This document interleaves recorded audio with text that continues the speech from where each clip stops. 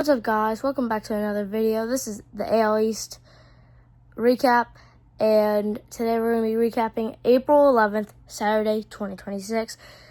Without further ado, let's get into the recap. See you on the other side. Okay, so today we're going to start off with the Yankees. This is just changing it up for today. First divisional game of the AL East, as the Yankees play the Rays in a brutal game which will decide who is in the lead. Ended up with the Rays winning, and because of that, the Yankees are now 8-7, and the Rays are also 8-7, even though the Rays started off to a really bad start. The score was, give me a second. Did not have anything loaded up yet. I need to find my stuff.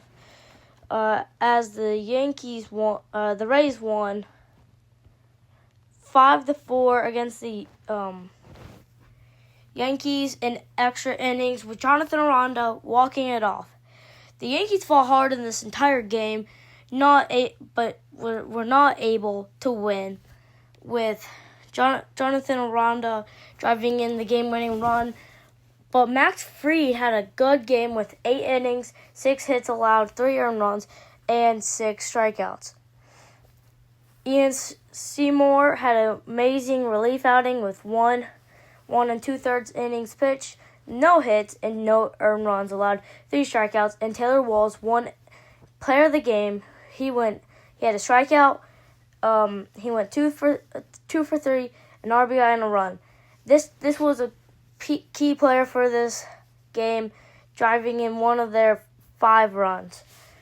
Also, Jonathan Aranda continues his amazing hot bat streak. There's no stopping the hot bats in the AL East right now. Like Jonathan Aranda, Aaron Judge, Gunnar Henderson. Who else is there? Like Wilson Contras of the Red Sox.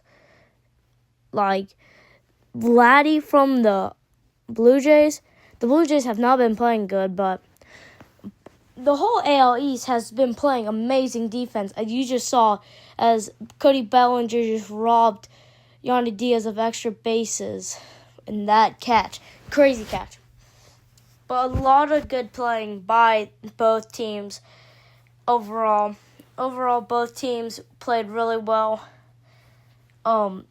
This is going to be one of the toughest divisions, as I said in a lot of my videos, how Tampa Bay and Yankees are going to go at it back and forth a lot, because the Rays might not have a lot of good pitching.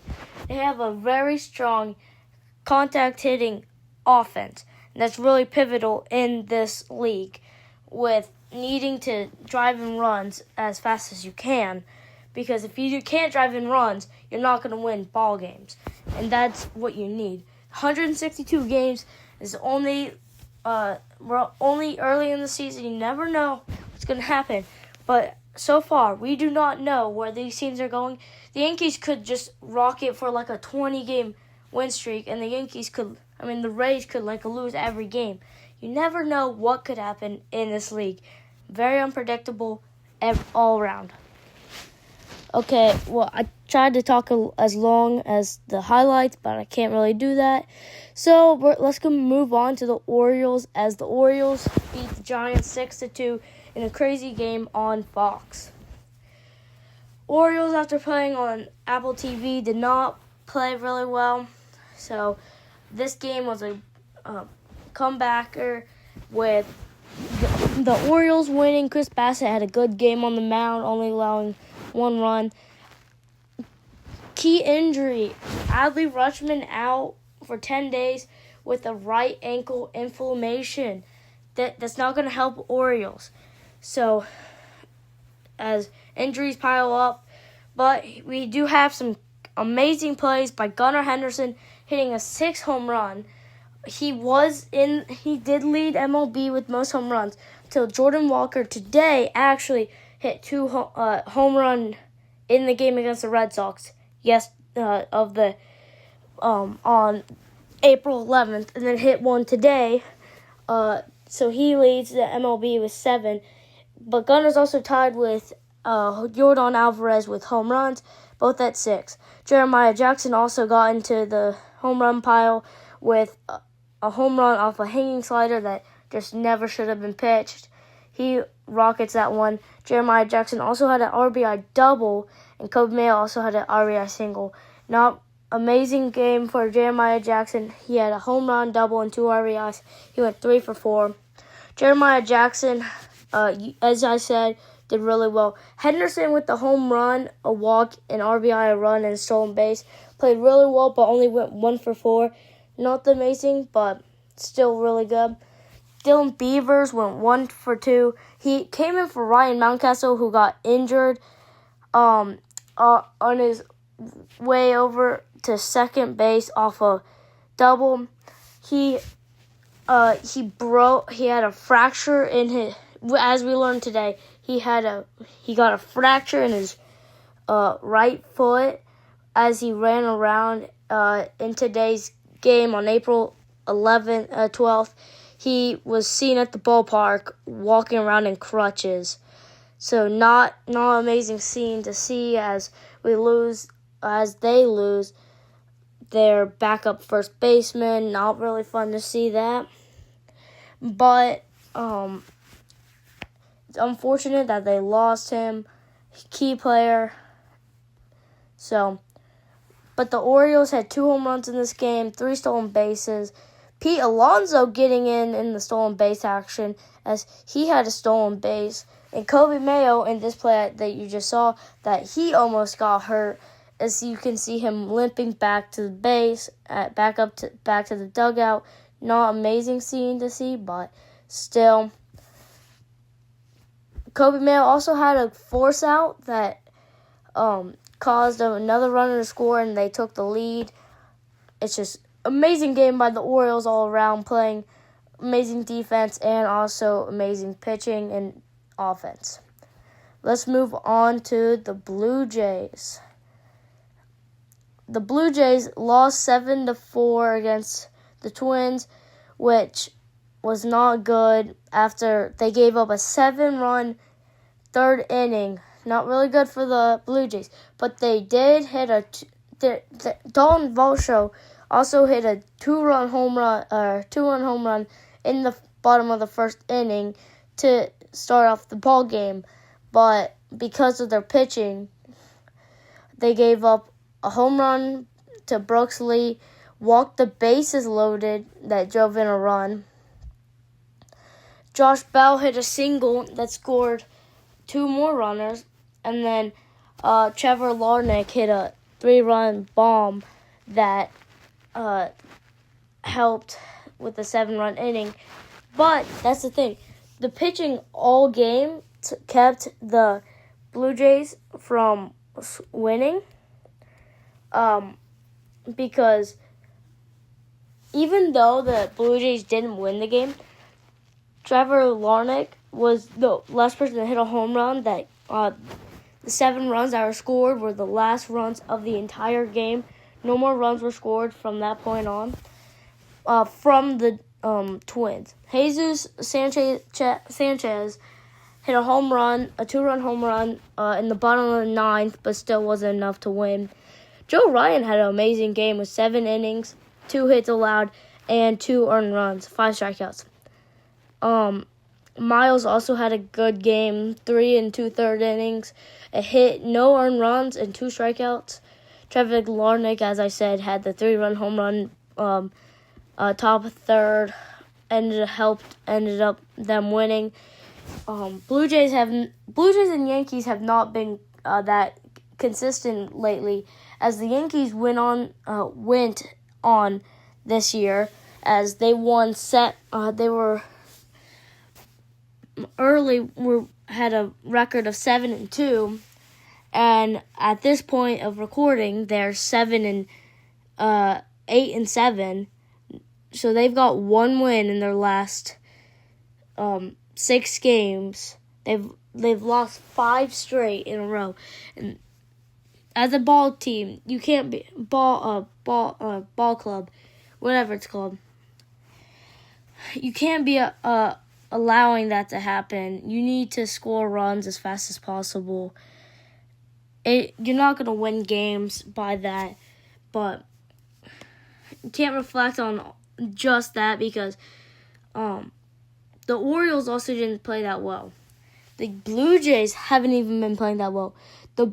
The Boston Red Sox didn't even start off that well, but now they've won a couple games in a row, so they're looking pretty good. Okay, now we're gonna go on to Boston. Boston won 7-1 against the St. Louis Cardinals. The Cardinals had one run, and that was off the Jordan Walker solo home run I was talking about earlier, about how Gunnar and Jordan Walker, all about that stuff. Ranger Suarez, who was in contention of signing with that Baltimore Orioles team in the offseason, ended up signing with the Boston Red Sox. Very, very shocking for Orioles fans because they thought we were going to get like an ace pitcher like Ranger Suarez, maybe get a trade for like Tarek Skubal, maybe even Justin Verlander, but we got none of them. So that was a key thing for the Orioles this offseason, did not get those players. But Ranger Suarez had an amazing game, 6 innings, no earned runs, 6 strikeouts, and 2 walks. Of course, he was player of the game and one of the 3 top performers. Wilson Contreras, with a double, hit by pitch, and 3 RBIs, was one of the lead contributors. Cedar Rafaela hit a single to center field, boosting the lead in the top of the 9th to 3-1. He also got hit by a pitch this game where he ended up staying in the game, which was good for him. Luckily, he did not get hurt. The Red Sox did score 5 runs in the top of the 9th inning. Caleb Durbin hit a single that scored 2 more runs. And then Jarren Duran wanted to join in on the action, got an RBI, and then Wilson Contreras wanted just to cap off the night with another single. Ryan Watson closed the game out for the Red Sox.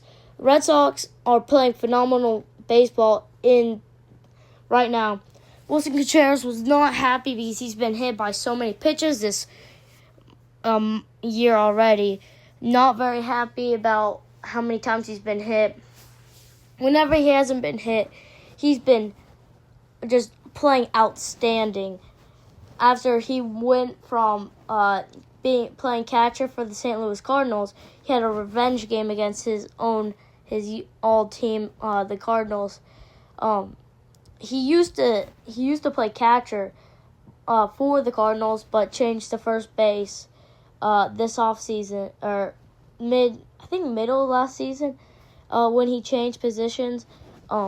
So it probably was hard for him switching positions. I did not keep up with the Cardinals.